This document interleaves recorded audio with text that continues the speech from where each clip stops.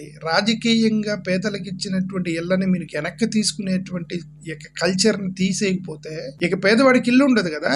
జగన్మోహన్ రెడ్డి గారు ప్రభుత్వంలో ఉన్నప్పుడు 30.6 లక్షల ఇళ్ల పట్టాలు డిస్ట్రిబ్యూట్ చేశారు సార్, ₹1 తీసుకొని. దాంట్లో 71,811 ఎకరాల భూమిని, దాంట్లో 25,374 ఎకరాలు కొనుక్కొచ్చి తీసుకొచ్చి పేదలకు ఇచ్చాడు జగన్ గారు. ఇప్పుడు 28,554 ఎకరాలేమో గవర్నమెంట్ భూమి, 25,374 ఎకరాలు కొన్నారు డబ్బులు పెట్టి. ఒక 4,457 ఎకరాలు ల్యాండ్ పూలింగ్ ద్వారా జరిగింది. 1,074 ఎకరాలు ఏఎంఆర్డి ల్యాండ్ వాడారు. 2,550 ఎకరాలు టిడ్కో భూములకు సంబంధించి వాడారు.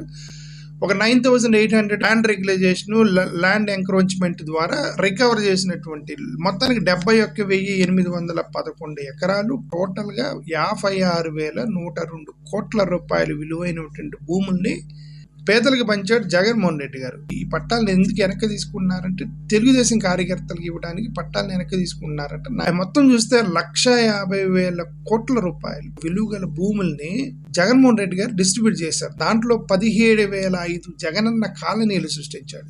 ఒక 20% ఇల్లులు కేవలం ఎస్సీలకు ఇచ్చారంట, 6% కేవలం ఎస్టీలకు ఇచ్చారు, 54% ఇల్లులు కేవలం బీసీలకు ఇచ్చారు, 20% ఇల్లులు ఓసీలకు ఇచ్చారు. జగనన్న కాలనీ అని పేరు మార్చారు. ఎన్టీఆర్ కాలనీలు చాలా ఉన్నాయి. కాంగ్రెస్ ఎన్ని సంవత్సరాలు పరిపాలించిందని ఈ రోజు పేర్లు మార్చారా? ఎన్టీఆర్ కాలనీల పేర్లు మార్చారా? ఫ్రెష్ గా ఇంకేమైనా ఇచ్చింది దానికి మీరు చంద్రన్న కానుకలను, చంద్రన్న కాలనీలను, లేదా లోకేష్ గారి కాలనీలను, పవన్ కళ్యాణ్ కాలనీలను పెట్టాలి. కానీ పేరు మార్చుకోండి సార్. పేరు మార్చారనుకోండి, పేరు వల్ల పేదోడికి నష్టం ఏం లేదు. అది జగనన్న కాలనీ కానీ చంద్రన్న కాలనీ, ఆడికి ఇల్లు ఉండాలి పేదోడికి. కానీ ఇచ్చిన భూముల్ని వెనక్కి తీసుకోవడం అనేది అది అన్యాయం కదా. దాంట్లో ఒక 11 లక్షల ఇల్లు ఆల్రెడీ కట్టారు. 4.5 మెట్రిక్ టన్నులు సిమెంట్ ఇచ్చారట, 0.48 మెట్రిక్ టన్నులు స్టీల్ ఇచ్చారట. డోర్స్, విండోస్, ఫ్రేమ్స్, షట్టర్లు, ఎలక్ట్రిక్ ఎక్విప్మెంట్స్ ఇవన్నీ ఫ్రీగా ఇచ్చారు, తక్కువ ప్రైస్ పెట్టి ఇచ్చారట. ఇవన్నీ కలిపి కూడా ఒక్కొక్కడికి ఒక 40,000 రూపాయలు ఫ్రీగా ఇచ్చినట్టే. 20 టన్నుల శాండ్ ఫ్రీగా ఇచ్చేశారు ప్రజలు. ఆ జగనన్న కాలనీలకు రోడ్లు వేయడానికి 35,859 కోట్ల రూపాయల వరకు ఖర్చు పెట్టడానికి ప్రణాళిక చేశారు. ఇప్పుడు unit give an explanation to the people. How can you take it back? Once gifted, it is a gift. It can be anybody. It can be Jagan, it can be Chandrababu Naidu garu, it can be YS Rajshekar Reddy, it can be NTR. Once it is gifted to poor and there, it is a gift forever.